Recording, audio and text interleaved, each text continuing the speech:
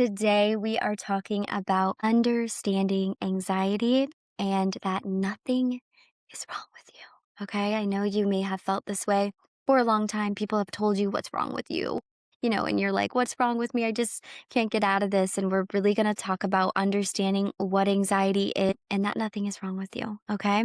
This is the first step to eliminating and the detox process from it. So, first of all, welcome to safety. Let me burst your bubble on something. Anxiety is not a flaw. It is not a flaw. It is information. Okay. This is how I really like to think about it. And this is what I share with a lot of people.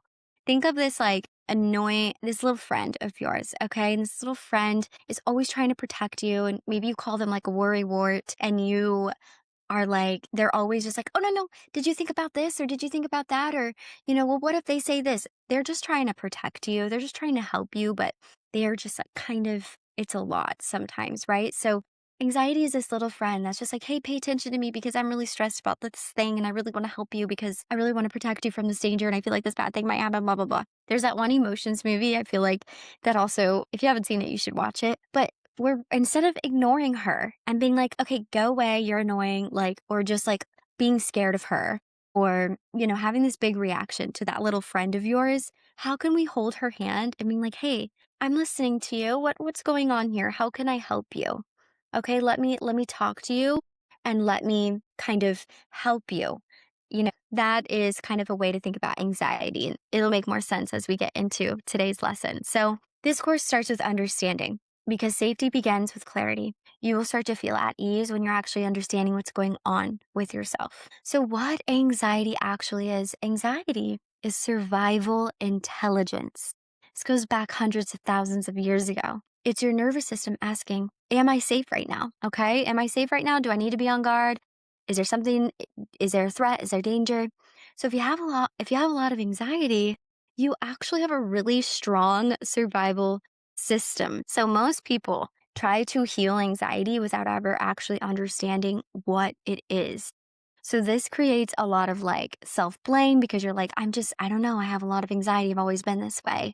It sometimes can create fear of our symptoms of anxiety, especially if we have extreme anxiety. We're like, I'm freaking crazy. Like, who thinks like me, And also a lot of resistance because it's uncomfortable, right? And it's not fun to deal with. So, understanding what anxiety is really the first step, and this is going to create safety, and safety is really where healing begins. So, anxiety is not a disorder first, right? Like we'll get into this, but for hundreds of thousands of years, anxiety has been a part of us as humans, and it wasn't always a disorder. So it is a biological survival response designed to detect threat, prepare the body, and keep you alive. It evolved long before modern life existed, right? So hundreds of thousands of years ago, where we didn't have homes, we didn't have cars, we didn't have, all of these things, the anxiety is, survival of the fittest. The anxious people were probably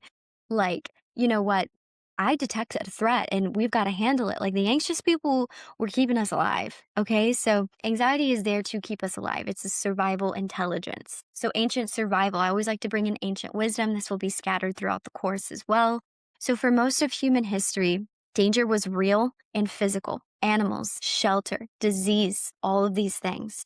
And threats were immediate. Like we had to act quick. If there was a freaking bear trying to come into, our little fort that we lived in, or if there were people trying to hurt us or whatever it might be, like survival depended on being vigilant, right? And anxiety helped humans evolve. Anxiety helped us scan our environment, anticipate danger, and act quickly. So those who felt anxiety survived, and those who didn't feel anxious, they might have not survived. Not to be super gruesome, but like, you know what I'm saying? I feel like you're catching my vibe. So ancient survival. So ancient humans needed anxiety. Okay. So anxiety protected us against predators, hostile environments, starvation, injury, and social exclusion. Okay. Like the social exclusion piece is huge because a lot of people have social anxiety. Why? Because if you were rejected, from the group, if you were ejected from the tribe, you were alone and you could not survive. Like you would probably die if you were rejected. So you can think about whenever you're in a social setting and you're not in conversation, no one's asking you anything, you feel like people are rejecting you. It feels like, oh my goodness, like it feels really hurtful. And that's because historically it meant you could not survive, if you didn't have that community of people with food and water and resources. So it was adaptive, it wasn't pathological. So having anxiety meant my nervous system is doing its job, right? So it really helped us against predators, starvation, injury, and all of those things. So anxiety today. So the nervous system did not evolve for emails and deadlines and social media and the news and, family triggers, constant uncertainty, changing jobs, uncomfortable conversations, relationships, trauma, all these things, right?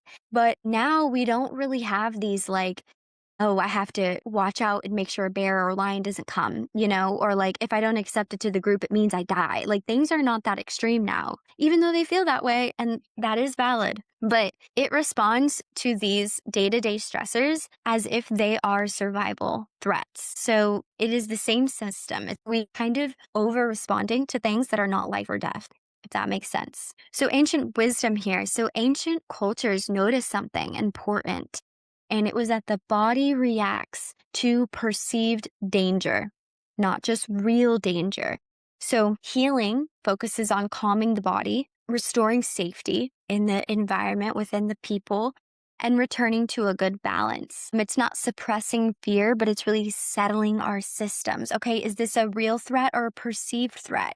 Okay, if it's not a real threat and I'm just perceiving it, how do I return to safety and calm the body? So that's really what we're talking about this week as well. Neuroscience. So the neuroscience piece to this is like on a biological level, when the brain perceives a threat, the amygdala activates in our brain.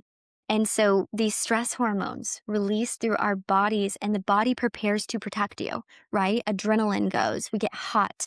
Our heart starts pounding. It's trying to prepare you to survive because it thinks you're in danger. So the perceived threat in our brain, the anxiety trickles off, and that's why we feel it in our bodies. And sometimes people even feel that buzzing in our brains as well. So this happens before conscious thought, okay? So you didn't choose anxiety. Your nervous system initiates it, right? If we have a perceived threat, even if it's something as like, my boss just texted me that they need to talk, okay? This isn't life or death, but it's like, ooh, threat. And then our body's like, a threat?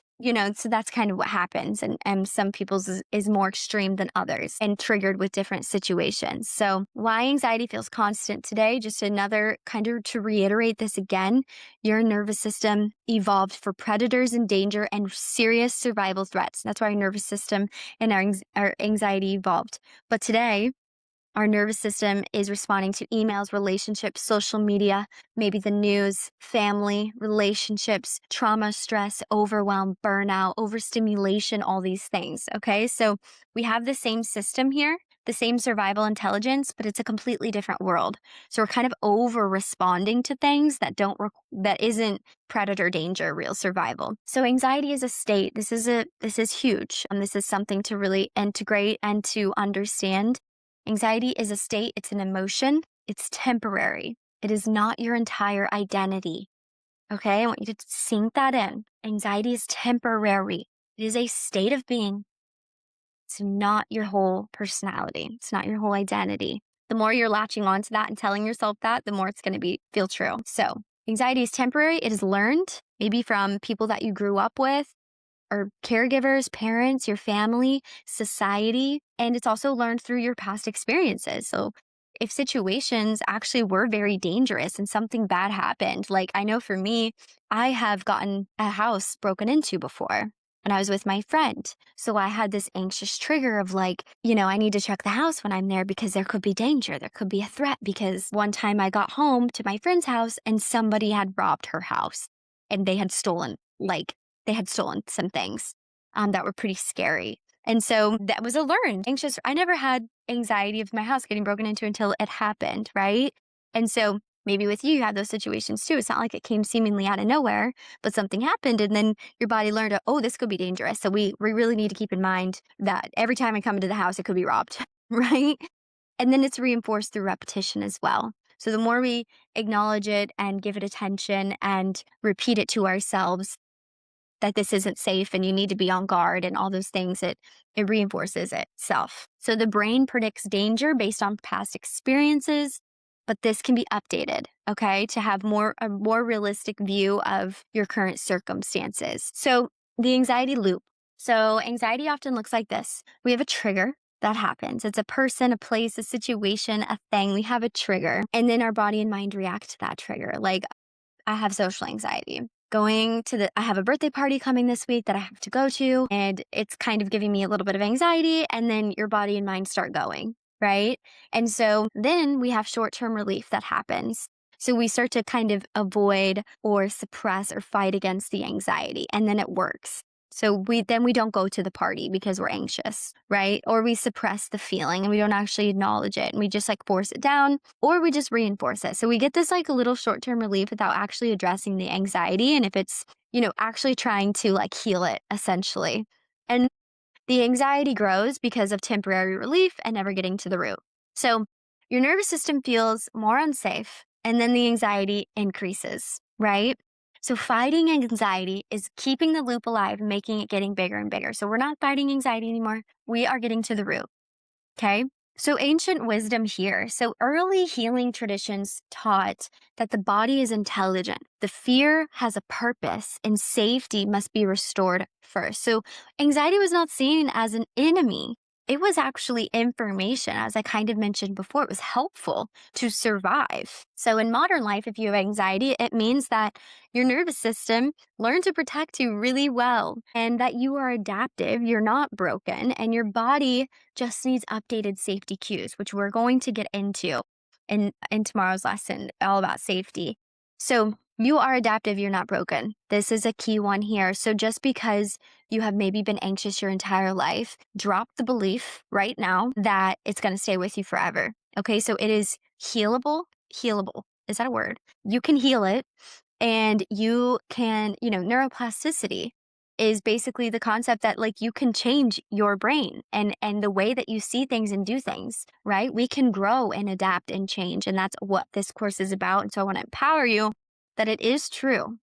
Okay, I have seen it with my own eyes and lived it. So our anxiety is repairable, it is not permanent. Okay, and so when anxiety is misunderstood, people can panic about anxiety. People panic about panic. People feel anxious about being anxious. Raise your hand if you felt this way, right? People can fear their own body. Like, I hate whenever my heart starts beating, and then it just like makes you scared that your heart's going to start beating. And then you start fearing your own self. Such an uncomfortable feeling. And then it makes symptoms worse because we're having fear about the fear itself, right? So it grows and grows and grows. So when anxiety is understood, our fear of it decreases. It doesn't have this big power over us. We're actually able to be like, okay, I see you for what you are. I see you. I hear you. Just like that little friend we were talking about in the beginning. Like, let me just give you what you need right now. Okay. And then we'll get through it. So we get that confidence. The fear decreases. The body softens and regulation becomes possible. We're able to get through the moment and feel better. So I want you to reframe this right here. Anxiety is not the problem. The problem is a nervous system that doesn't feel safe. Okay. In a world that no longer requires constant survival. So this means that you are not broken, you are adaptive. The world we live in now are there real dangers still? Yes, of course. Right? And that's when anxiety is helpful. But in a lot of situations that we're anxious about, it's not real danger.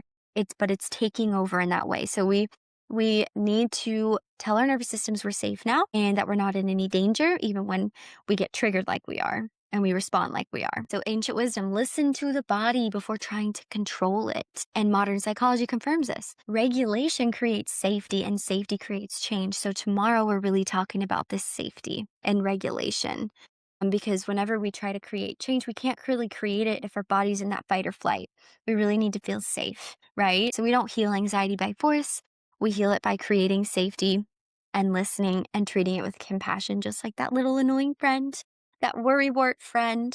We'll call her Worry Wendy. So Wendy, we just need to be like, Worry Wendy, like, let me just pat your head and comb your hair. It's going to be okay. We're safe. I hear you. I know you're stressed about this, but Wendy, it's fine. This isn't a real danger. That's kind of what we're doing. So, final takeaway today, you don't need to get rid of anxiety. You need to teach your nervous system that it is safe to stand down. Okay, so that is what this week is about. Like, this is just, y'all, this is just the tip of the iceberg. So, just wait into what we get into this week. But today is not about fixing, it's about noticing, listening to your body instead of fighting it, and knowing where it's coming from. So, let's practice. So, I want us to take a couple minutes here. Place one hand on your chest and one hand on your belly. And let's take a few deep breaths. So inhale, exhale. One more inhale and exhale. Ask yourself, what is my body trying to protect me from? What are you scared of? No fixing. You're just listening. What is wrong? I hear you. I'm listening. What is it? What are you scared of? Whatever's coming up, just let it. Whatever's coming up, just let it. So today is all about listening. I hear you. Worry, Wendy, I hear you. Anxiety, I hear you. I get you. You're trying to protect me. How amazing that I have this survival intelligence inside of me, right? How beautiful. And it's so useful sometimes, but it's on overdrive a little bit, okay?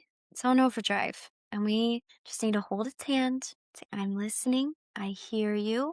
You're scared, trying to protect me. I'm here to listen now. I'm not going to fight you. I'm not going to numb you out. Take another deep breath in and exhale. Wonderful. So for our closing today, I want to remind you, go at your own pace. You can return to this anytime. And understanding creates safety, and safety creates healing. So here's an example prompt for whenever anxiety spikes, something that I personally use. And here goes. I hear you. I'm listening. I know you're scared. I know it feels like we're in danger right now. I promise we are safe. How can I help you? What do you need to hear and feel right now? Okay, so you can write this down. Pause and write this down if you want to. But this is an idea, an example of what you could tell yourself when you notice your anxiety starting to spark up. All right. And I believe that is all for day one of understanding anxiety. I hope you learned a lot and let this sit, let this simmer. Bye, everyone.